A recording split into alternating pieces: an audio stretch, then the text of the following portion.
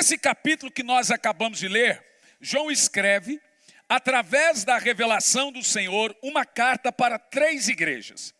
Essas igrejas hoje têm ali os seus escombros na Turquia, na Ásia Menor, no caso. Hoje não tem nem sombra dessas igrejas, mas existiam na época 7 igrejas, das quais Jesus endereçou 7 cartas a esses pastores, dando elogios e também tecendo algumas críticas. Nesse texto aqui, nesse capítulo especificamente, o Senhor Jesus escreve para 3 igrejas específicas: Sardes, Filadélfia e Laodiceia. Uma curiosidade muito importante: o número 7 aqui explícito, por causa das 7 igrejas, o número 7, explicitamente por 54 vezes no livro do Apocalipse, como no caso aqui das 7 igrejas. Temos as 7 igrejas, 7 espíritos, 7 selos, 7 trombetas, 7 taças e etc. Nós temos também várias aplicações, como as 7 bem-aventuranças, 7 referências à palavra de Deus, 7 referências ao termo que lemos aqui, Deus Todo-Poderoso ou o Soberano. Basicamente, o número 7 na Bíblia, isso não é numerologia nem cabala, mas na Bíblia, o número 7 no Apocalipse representa totalidade, então não tem 8. Quando alcançamos o número 7, significa que acabou. 7 igrejas significa que é a última igreja, a última era da igreja. Não tem 8 igrejas ou 8 eras de igreja. Toda vez que você encontra o número 7 na Bíblia, representa o fim. Acabou. Por isso que se encontra ali o número 7. Sendo assim, podemos dizer que a carta do Senhor às 7 igrejas da Ásia, olha como isso é importante, ela é aplicada para as 7 eras da igreja, os 7 tempos da igreja em sua totalidade. Funciona assim: Jesus endereça 7 cartas a 7 igrejas, mostrando que até a sua segunda vinda viria 7 períodos, mostrando aquela situação representada ou falando 7 eras da igreja. No caso, então, podemos dizer que a carta do Senhor, ou as cartas do Senhor às 7 igrejas da Ásia, são literalmente para aquelas igrejas, mas também representa uma espécie de uma igreja a cada era, em cada tempo, em cada período. Primeira carta, a igreja de Éfeso, representa o tempo em que a igreja começou a perder o amor pela obra de Deus. Então ela fica fria logo após o tempo dos apóstolos, ou seja, a primeira era da igreja. No caso aqui temos Éfeso. Segundo, Esmirna representa o tempo em que a igreja começou a ser perseguida, tempo dos mártires, na época do Império Romano, a segunda era. Terceiro, Pérgamo representa o tempo em que a igreja se aliou ao mundo, no caso aqui Constantino, e o mundo entrou na igreja, tempo em que a igreja virou Estado, politizada, mundana, no caso aqui Idade Média. Tiatira representa o tempo em que a igreja se misturou à idolatria, com os membros da igreja se entregando à prostituição, passando a cultuar outros deuses. No caso, a quarta igreja. Sardes representa o tempo em que a igreja se encontrou morta, tendo apenas alguns sobreviventes que lutavam por um reavivamento. Veio a Idade Média, a igreja morreu, então Sardes representa uma era em que a igreja estava lutando por um reavivamento, que ela foi morrendo, perdendo o fervor. A sexta igreja é a igreja de Filadélfia. Você já viu muita igreja com o nome Filadélfia. Por quê? Porque Filadélfia representa o melhor da igreja. As melhores características, como todos os seus crentes deveriam ser, como toda a igreja deveria ser. Então, no caso, Filadélfia representa aqui um tipo de igreja. A igreja de Filadélfia existia, mas ela também representa as características de outras igrejas que deveriam ser. Igrejas reavivadas, após um tempo turbulento da Idade Média, é a igreja que recebeu a promessa, aqui na Bíblia, de ser tirada da terra antes do domínio domínio do anticristo. Em outras palavras, mas a igreja que será arrebatada é a igreja com características de igreja de Filadélfia. Agora nós temos a sétima igreja. Em outras palavras, como nós já ouvimos, a última igreja. Não tem 8. Significa que, se nós passamos pela idade de todas as outras igrejas, Filadélfia, Sardes, Pérgamo, Esmirna e Éfeso e etc., significa que estamos na igreja de Laodiceia. Toda a teologia, todos os teólogos, independente de sua linha teológica, defendem que nós estamos na última era da igreja. E veja bem, faz parte de uma obra profética orquestrada pelo diabo, a cortina de fumaça. Em outras palavras, você não se tocar, ficar despercebido ou desprezar o fato que nós estamos vivendo dias que precedem o retorno de Cristo. Então, se você não se importa com isso, não se dá esse fato, não anseia por isso, faz parte de uma orquestra, do plano do diabo, em que você se desvie justamente nesse período. E desviar não é só sair da igreja, desviar a atenção.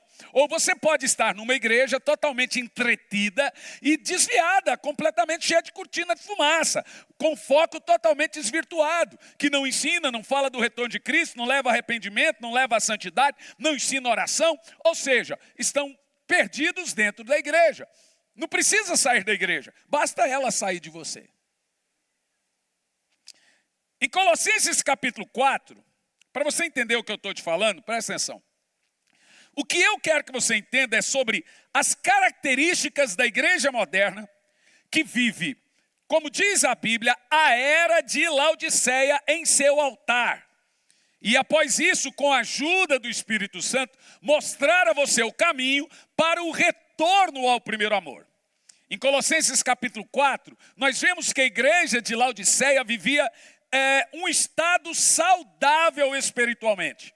Era uma igreja boa. Mas com o passar do tempo foi perdendo essa saúde. Foi perdendo esse fogo até a hora que Jesus diz para ela que ela se torna morna. A característica da última igreja não é que ela é terrivelmente, ela nem cheira e nem fede. Ou seja, se fizer uma baita conferência, ela fica feliz da vida. Se não tiver também, não faz diferença. Ser fervoroso ou não ser, essa é a característica do crente hoje. Para ele não faz diferença. É isso que você precisa entender. Jesus disse, conheço as tuas obras. Uma igreja pode ter obras maravilhosas, escolas, casas de recuperação, ação social, trazendo uma ótima reputação para si em meio à sociedade. Mas perante Deus, que nos vê no secreto, nós podemos estar, como lemos o texto aqui, pobre, cego e nu. Charles Spurgeon dizia, a falta de amor e paixão por Jesus são sinais de uma degeneração de uma igreja. A falta de paixão por Jesus é sinal de uma igreja apóstata. Não é a falta de ajuda aos necessitados, a falta de frequência, é evidente que uma coisa vai culminar em outra, mas é a falta de paixão e amor por Jesus. O termo nem frio e nem frio e nem quente. Ou seja, iam à igreja, oravam na igreja, cantavam louvores ao Senhor, mas fora da igreja eram mundanos. Meu querido irmão, preste atenção. Não é pecado você ter amigos não crentes. De jeito nenhum, a Bíblia ainda manda você se misturar no meio deles. É pecado você não ser crente perto deles. É pecado eles nem saberem, por quê?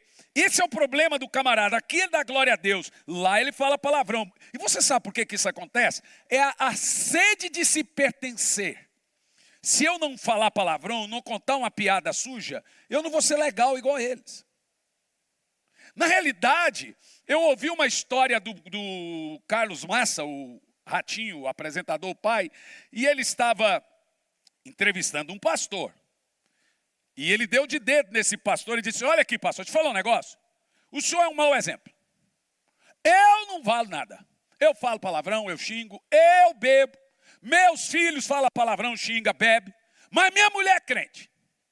Minha mulher, ela vai nas festas da família e ri com todo mundo, brinca com todo mundo. Ela não é a xarope, ela vai, mas ela não bebe, ela não xinga, ela não fuma, ela ri tudo e todo mundo ama ela. Então, eu não aceito, disse Carlos Massa, aquele pastor, um crente não ser crente. Eu aceito eu não ser.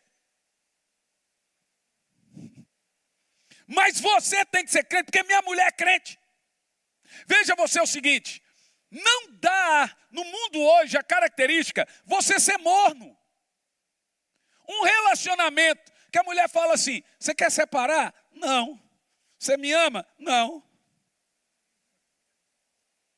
Então o que você quer da vida? Para mim tá bom, sim. O que você faria com um camarada desse?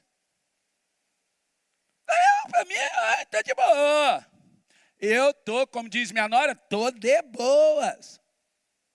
Tipo assim, a pessoa olha para você, vê que a coisa não está bem, mas ela também não se resolve. Essa é a relação da igreja hoje com Jesus. Ela sabe que o mundo é mundo, sabe que igreja é igreja, mas horas ela gosta do mundo, horas ela gosta das coisas do mundo, horas ela sente, já dizia um pastor amigo meu, saudade do mundo. E horas ela está ali feliz da vida com as coisas de Deus. Ou seja, é um elástico, estica para dois lados.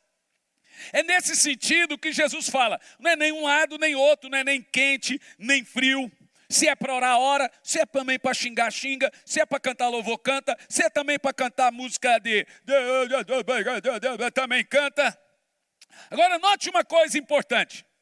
A Bíblia Sagrada diz que o Senhor abomina uma igreja religiosa. Que dentro da igreja é uma coisa e fora da igreja é outra. O Senhor diz a Laodiceia, quem dera você fosse mundano, porque eu ia lá e te ganharia. Agora, como é que você ganha alguém que não se considera mundano, mas é mundano? Que pregação você prega para um crente que quando você vai falar para ele, ele olha para sua cara e fala religioso? Ele acha que as coisas morais são costumes. Então Jesus deixa claro o seguinte, eu prefiro lidar com uma prostituta do que com você. O Senhor diz, quem dera você fosse do mundo. Mas não é nem do mundo e nem da igreja. O Senhor está dizendo que seria melhor se ela fosse uma igreja fria, morta, do que uma igreja morna. Pois um crente frio, ou uma pessoa fria, ou uma pessoa desviada, ela tem consciência de seu estado espiritual. Mas o crente morno, orgulhoso, é aquele que sabe que não está bem espiritualmente, bate o orgulho, se vê rico. Não, mas eu faço minhas orações com Deus todo dia. Eu e Deus somos assim. Eu estou em casa, eu estou orando, eu amo Deus. Veja, bate o orgulho de reconhecer que está mal. Faz ação social, olha lá se faz, né? Faz caridade, mas não passa de um religioso. Em Mateus 6, do 5 ao 6, Jesus diz assim, quando vocês forem orarem, não seja como os hipócritas. Eles gostam de ficar orando em pé nas sinagogas e nas esquinas, a fim de serem vistos pelos outros. Olha o que Jesus fala dos religiosos. Eu lhes asseguro que eles já receberam a plena recompensa. Mas quando você for orar, vá para o seu quarto, feche a sua porta e ore ao seu pai que está em secreto. E seu pai que vê no secreto te recompensa. O Senhor não suporta gente religiosa, hipócrita. Na igreja um santo, em casa um satanás. E aí ele está citando, não é uma pessoa em particular, é todos nós. A ideia é que você seja fervoroso no casamento. Se é para amar, ama de verdade. Se é para dar um presente, dá de verdade. Se é para ter amizade, seja intenso. A indiferença é pior do que o ódio. Você pode odeie de uma vez então, mas não finja, não seja indiferente. Não seja indiferente a quem você ama, não seja indiferente nas amizades, não seja indiferente pai com filho, filho com pai, não seja indiferente com Deus. Esse negócio não funciona. Ninguém sobrevive à indiferença. Então o camarada não fala para a esposa que ama. Aí olha para a esposa e fala, você sabe, né? Sei do quê? Você sabe. Do quê? Você sabe, eu não preciso dizer. Ela não sabe não, irmão. Quem vê coração é Deus. Se você não disser, ela não vai saber. Sei o quê? Você sabe, né? Você me ama? Você sabe. Irmão, quem vê coração é Deus. Se você não falar, ninguém vai adivinhar. Se um dia eu falou assim, pastor, você sabe que eu te amo. Eu olhei e falei, não sei não. Uai, como é que o senhor não sabe? Você nunca falou? Quero ouvir. Fala. Então, veja bem, é mais fácil lidar com a pessoa morta, e a Bíblia compara o crente morno aqui ao ímpio. Ela diz, levanta tu que dormes, desperta dentre os mortos, e Cristo te ilumina. Então veja, é mais difícil avivar um crente morno do que um crente frio. O frio nos incomoda, nos faz tremer. Eu não suporto o frio, gente. Neve, só é bonito. O que tem mais de bonito na neve? Mais nada. A única coisa que tem de bom na neve, bonito. Pega 25, 30 graus abaixo de zero. Aí você me diz. Vocês ficam assistindo filme em Hollywood. Ai, que coisa linda. Vai lá para você ver. Que conversa é essa? Quem que ama num negócio desse? Então, o pastor aqui, dorme de conchinha. Irmão, se eu dormir de conchinha no frio, eu amanheço encruado, feito um caracol. Porque o frio, te fala um negócio. Então assim, não tem nada de bom no frio. Tudo que representa o frio na Bíblia, na história, tudo, representa tristeza. Calor é ruim, mas representa alegria, representa festa, representa etc. Então, o frio não é bom. O frio incomoda. Faz você tremer, mata. Você tem que pegar casaco para se aquecer. O banho morno não afeta ninguém. Pega uma comida morna e come. Faz o seguinte, pega a comida japonesa e deixa ela morna. Você vai vomitar. Pega a comida quente, uma feijoada bem quentinha e deixa ela morna, meia fria. Nada morno presta. Nenhum casamento morno sobrevive. Nenhum relacionamento sem contato sobrevive.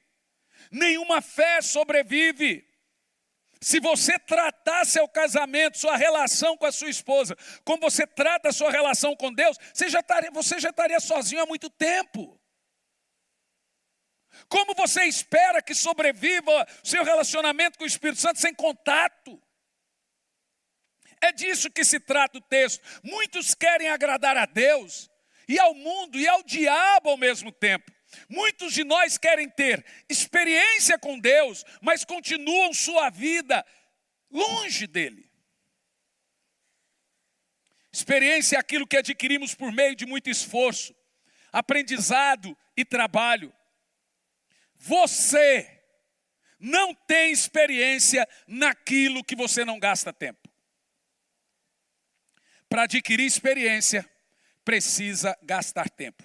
Vou repetir muitas coisas que eu tive que dizer a alguns esses dias. Ninguém vai chegar a lugar nenhum com motivação. Motivação não faz da vida de ninguém uma boa. Você não acorda de manhã para trabalhar motivado. O que te faz trabalhar é a disciplina.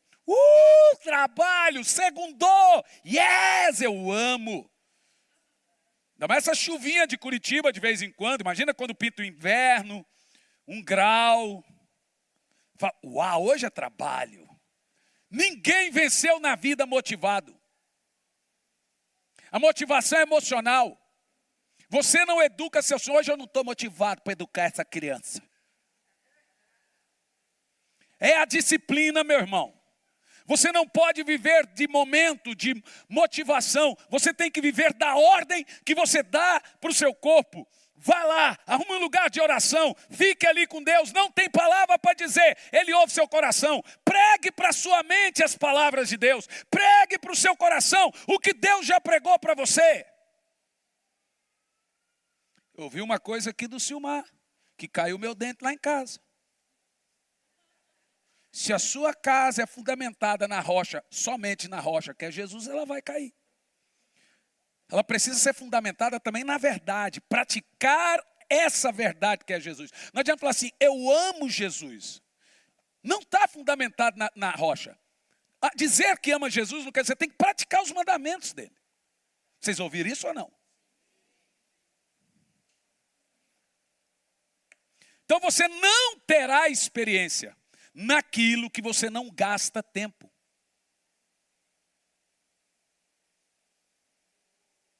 Quem entendeu o que eu estou dizendo? Nós nunca teremos uma experiência profunda com Deus se não gastarmos tempo e esforço para Ele. Características de uma igreja morna. Primeiro, religiosidade. Apocalipse 3,15 diz, conheça as tuas obras, sei que não és frio e nem quente. Queria que você fosse frio ou quente. Uma igreja religiosa é aquela que na sociedade se mostra uma igreja espiritual, com boas obras e boa reputação, mas perante Deus está pobre, cega e nu.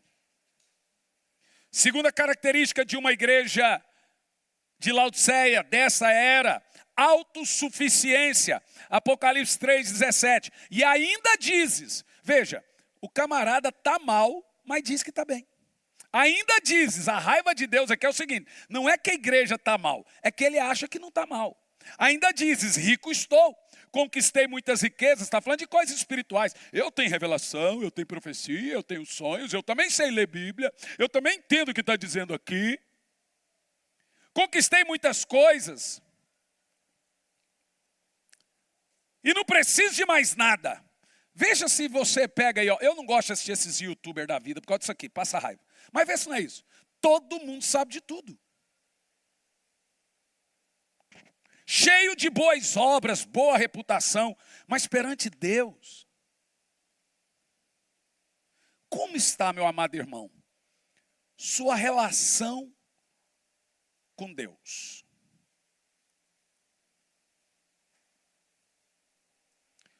Como está seu tempo com a Bíblia diário? Como está o seu tempo de conversa com Deus diária? Sua relação com os ofícios que santificam, como jejum, oração, coisas que é para o seu espírito. Coisas espirituais. Aqui, ó, respondo para você.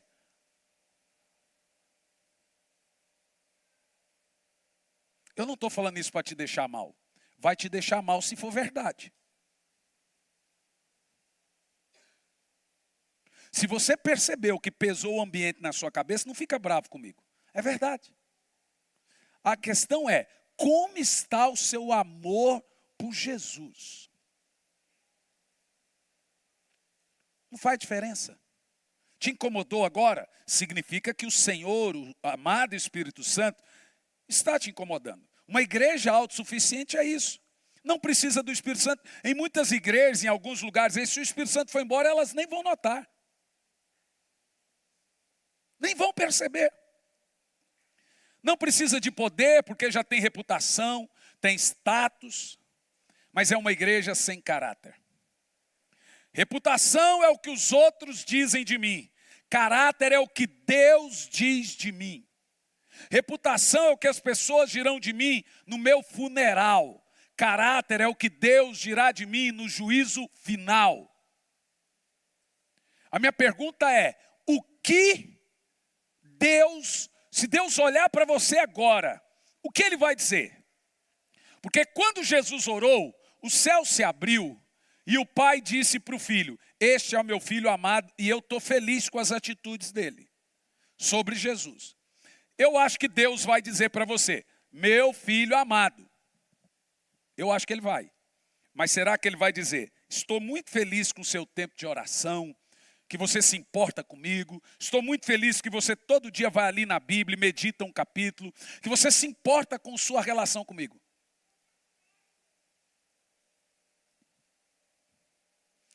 Terceira característica, afastamento de Deus. Apocalipse 3:20, eis que estou à porta e bato. Se alguém ouvir a minha voz e abrir a porta, entrarei em sua casa, meu Deus. Eu acho que os dois pastores aqui usaram as palavras exaustivamente. Casa e entrar na casa, e Jesus na casa, e Jesus está na sua casa, e o Espírito Santo está na sua casa.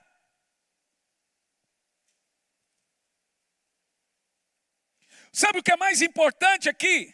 É que Jesus está prometendo, eu quero estar na sua casa.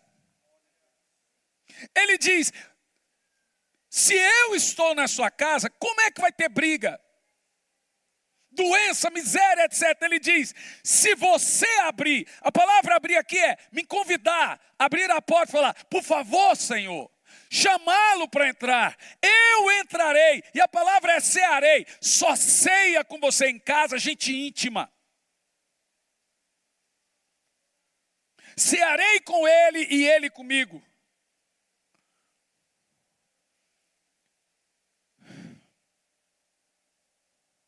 A verdade é que o contexto aqui nos mostra que o Senhor se afasta de uma igreja indiferente, uma igreja morna. Oséias 5:15 diz, então retornarei ao meu lugar até que eles reconheçam todo o mal e que são culpados. E então busquem a minha face. É certo que debaixo de grande aflição, eles me buscarão desesperadamente com todo fervor. Deus está dizendo o seguinte, você não me busca, você não me chama para a sua casa, eu retorno para o meu lugar.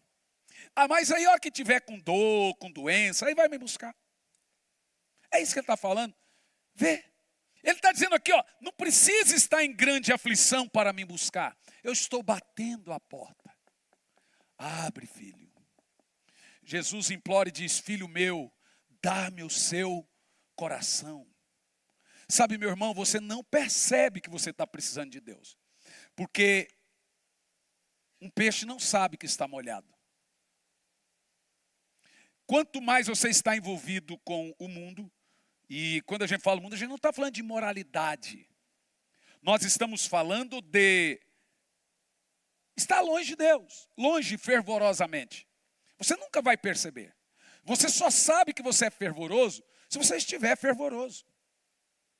Do contrário, é indiferente. O Senhor se afasta até, olha o que ele diz, até que a igreja volte para ele desesperadamente. E então o Senhor retorna e reacende a chama que estava morta. Os perigos de uma igreja morna. Primeiro, é rejeitada por Deus. O Senhor diz em Apocalipse 3,16, estou a ponto de vomitar-te da minha boca. Para ser vomitado por Deus, a igreja precisa estar dentro dele. Eu estou muito feliz em estar no Senhor. Quem está feliz? A igreja está na boca de Deus. Ela é a palavra de Deus, sendo usada por ele como luz do mundo. Mas ela também pode estar morta, religiosa, estando dentro de Deus, morta, religiosa, sem paixão por ele, estando dentro dele, ele vai fazer o quê? Vai causar náusea nele, e ele vai vomitar essa igreja, que perde o fervor, rejeitando essa igreja que está nele. Quando uma igreja está morna, Deus não fala através dela. Quando uma igreja está na boca de Deus, as palavras que saem procedem da boca de Deus. Apocalipse 1,16 diz, tinha em sua mão direita 7 estrelas. São 7 pastores, eu amo isso. Uau! Diga assim, eu estou nas mãos de Deus. Dá para você parar, prestar atenção no que você leu aqui? Jesus diz, diz a Bíblia que tinha na sua mão direita as 7 estrelas. Quer dizer, eu, igreja, estou nas mãos de Deus. E da sua boca saiu uma espada com 2 gumes afiados. Seu rosto era como o próprio sol e brilha com todo o seu resplendor. Veja, olha que interessante. Essa espada que sai da boca de Deus aqui é quem? Olha o que diz o texto. Uma espada afiada. Essa espada somos nós. Somos nós que saímos da boca de Deus. Nós somos a voz profética desse tempo. Nós somos a palavra de Deus para a nossa família. Nós somos a palavra de Deus para o mundo. Nós somos a palavra de Deus para esse mundo caído, para os 32 mil mortos ou seus familiares lá que precisam da palavra. Lá está Samaritan Purge. Primeiro dia minha esposa falou assim, cadê os missionários nesse lugar? Eu falei, calma, a mídia nunca noticia. Dá 2 dias eles vão ser obrigados a filmar. Assistindo lá o jornal, primeira coisa mostrando as tendas. Aqui gente dormindo na tenda, aqui comida dada, aqui historinha para criança, tudo escrito, Samaritan Purge, Samaritan Purge. 18 hospitais Samaritan Purge, 14 aviões, sabe de que era Samaritan Purge? Billy Graham, mais uma vez, trazendo cura em suas asas. A mídia não vai falar, mas está lá, não só esses, tem 132 ONGs, todas, Médicos Sem Fronteira, missionários, todos estão lá. A mídia não fala de onde é e não precisa falar, mas lá está a igreja do Senhor, não só lá, está na pandemia, está na África. Se você anda na África, você está topando em organização. A igreja do Senhor está fazendo a diferença. Você acha que o diabo vai pôr na mídia? Aqui está Samaritan Purge, aqui está a Médicos. Não vai, mas eu estou dizendo, nós somos a boca do Senhor. Quando eu abro a boca, Deus fala na minha casa. Quando eu abro a boca, Deus fala aos meus parentes. Eu sou a espada de Deus. Você é a boca de Deus. Tinha na sua mão direita 7 estrelas, e da sua boca uma espada afiada. Agora, ele me vomita ou eu continuo na sua boca? Segunda característica, segundo perigo de uma igreja, morna, não muda a sua condição.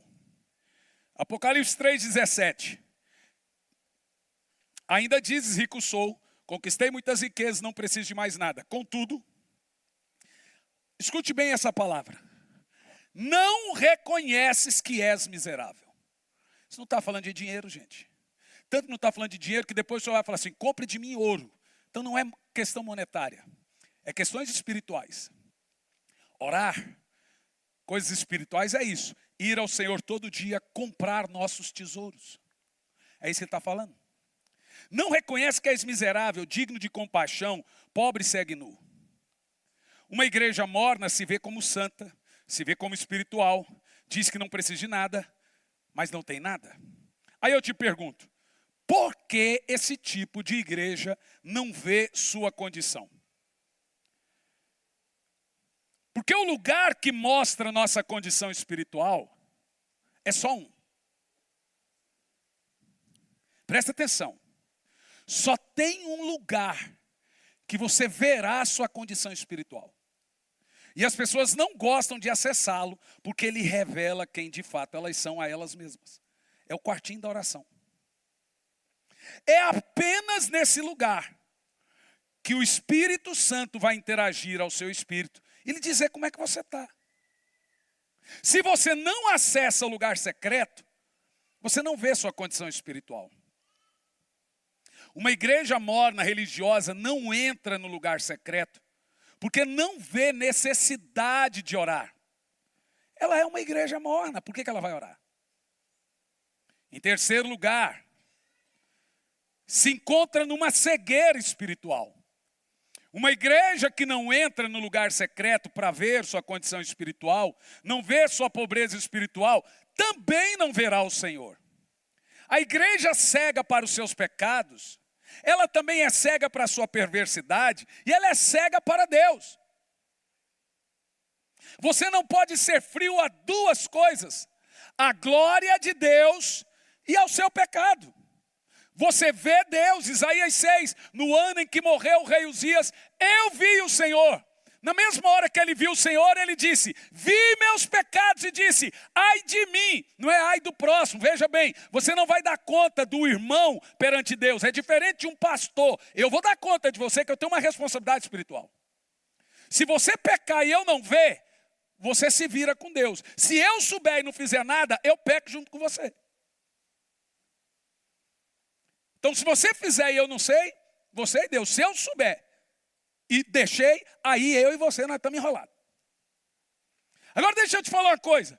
Se o irmão chegou, sentou numa mesa e começou a dar-lhe falação dos outros irmãos, deixa eu te falar uma coisa. Quando eu chegar no trono de Deus, Jesus não vai falar assim, Hernani, me diga aqui o que você achou do pastor tal. Olha aqui, o que você achou daquela igreja?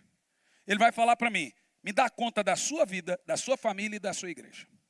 A ordem que nós temos na nossa comunidade é, não falamos de ninguém.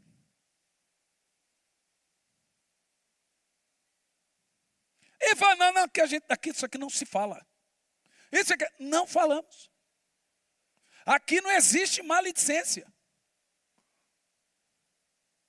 Não falo mal de... O cara me chamou num podcast. Pastor, o que é que você acha da Universal? E eu ouvindo. O que é que você acha do Edir Macedo? Eu ouvindo. O que é que você acha? O senhor não vai responder? Eu falei, você me chamou. Você não chamou Edir Macedo. Você não chamou Universal. Quando você quiser saber deles, chama eles. Agora, você quer saber de mim, eu estou aqui. Pode perguntar o que você quiser de mim, eu falo. Eu não dou conta do Edir Macedo, não dou conta do outro. Ele vai dar conta. Cada um vai dar conta de si. Você chamou a mim. Agora, a próxima vez, você chama Edir Macedo. É por isso que eu não vou mais. Virou fofoca. É Sônia Abrão Gospel. Eu não... Vou te dizer uma coisa muito clara. Presta atenção. Você precisa entender que tudo que você faz, você vai dar conta diante de Deus. E se você é de menor, você e seu pai vai dar conta.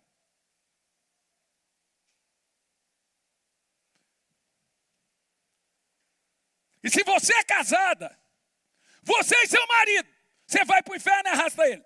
E o marido vai calado, de boa, pensa o cara bonzinho, vai para o inferno. O que eu fiz, Senhor? Você não fez nada. Você deixou essa mulher fazer. Não foi sacerdote, não pregou para ela, não orou para ela, deixou o pau quebrar. E aí? Eu morri de dar risada do Mark Anderson falando, quer deixar sua mulher apaixonada? Não vou dizer aqui que está cheio de criança, a palavra que ele usou foi outra, né? Chegue no ouvido dela e diga, vou orar por você. A palavra que ele usou foi outra. Mas a que eu mais achei engraçada foi a da sogra. Eu jamais faria aquela oração para minha sogra. Imagina. Eu oro, Senhor, mantenha a sua serva aqui por mais 190 anos. Sabe o que eu estou dizendo a você, irmão? A palavra, o conteúdo do Senhor aqui é o seguinte. Pecado nós temos, o Senhor sabe que nós temos pecados. Irmão, põe na cabeça. Você acha que Deus acha, não, meu filho não peca. O problema de Deus com a gente é que a gente simula para Ele. É tipo assim, Ele está vendo o que a gente está fazendo, mas eu finjo que não estou vendo. Ô, Senhor, está tudo de boa. É tipo assim, o filho está aprontando, você está olhando.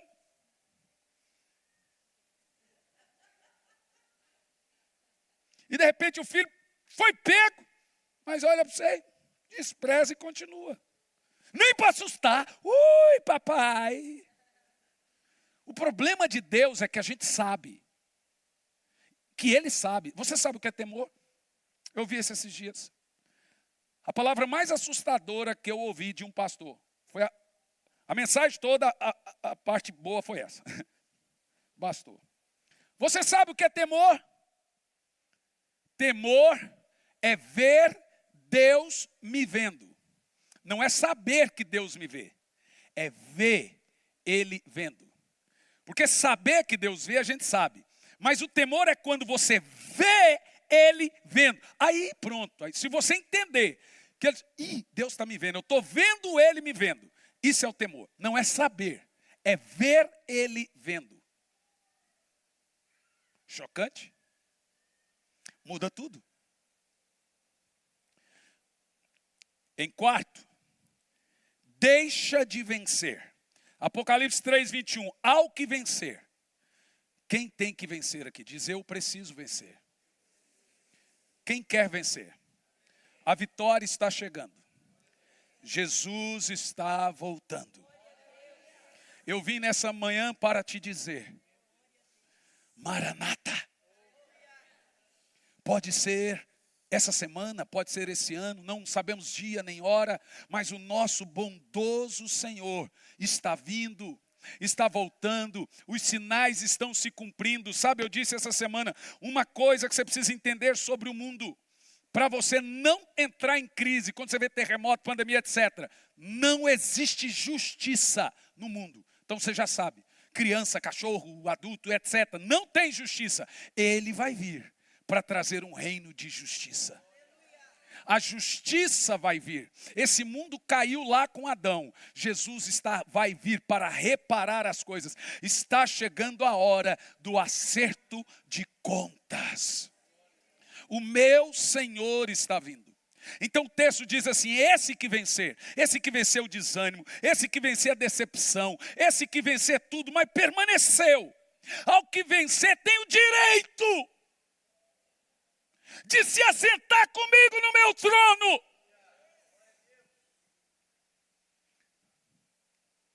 Essa palavra para mim é muito forte. E o termo diz: você tem direito a esse lugar. Em Salmo 78 mostra que os filhos de Efraim retrocederam no dia da batalha, pois não guardaram a aliança de Deus. No dia. Gente, não desista nos últimos segundos.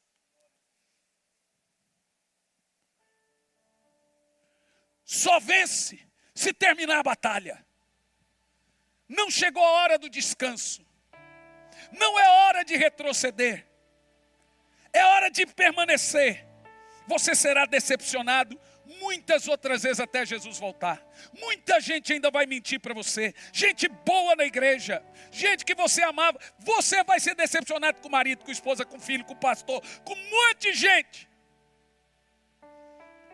Mas está chegando a hora dessa decepção acabar. Está chegando a hora da angústia acabar. Ele diz: ao que vencer a depressão, a decepção, a traição, a ansiedade, vencer tudo, o senso de tudo, é esse que aguentar até o fim. Ele tem direito de estar comigo aqui no meu trono, reinar comigo aqui, estar comigo. Olha para mim, não é um conto de fadas. Jesus breve voltará. Desperta, igreja do Senhor. Retome os seus quartos de oração. Voltem-se para mim, diz o Senhor. Retomem sua vida. Sejam fervorosos. Voltem-se. A porta é estreita, mas está aberta.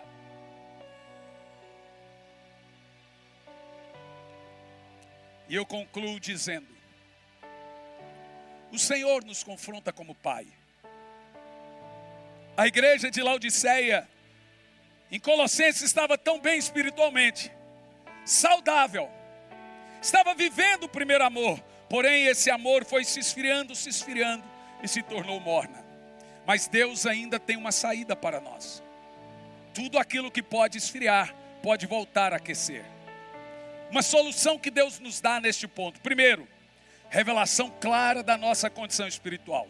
Spurgeon dizia: o contentamento consigo mesmo é a morte do arrependimento. Você não pode se contentar nunca com a sua condição espiritual. Todo dia você tem que dizer: Senhor, vê se há em mim algum caminho mau. Sonda-me. Sonda-me, Senhor. Sonda-me. Não pode estar contente. Você nunca pode falar: estou bom. Sonda-me. Davi dizia: olha para mim, Senhor, vê se há em mim, vê se está bem minha vida espiritual, vê se a minha vida espiritual está boa. Você não pode perguntar para você se sua vida espiritual está boa. Você não pode perguntar para o seu marido, você não pode perguntar para o seu pastor. Você tem que perguntar para Deus. Vai lá, Senhor, eu estou aqui para te perguntar se eu estou bem. Faz o seguinte, Deus vai dizer, tente ficar comigo 15, 20 minutos, vamos ver se você está bem. Pergunte para Deus. Spurgeon dizia, você não pode estar contente consigo mesmo, porque o contentamento espiritual é a morte do arrependimento. A igreja só se arrependerá se ela perceber sua condição espiritual. E como essa igreja pode ver sua condição espiritual? Segundo Crônicas 7,14. Se o meu povo,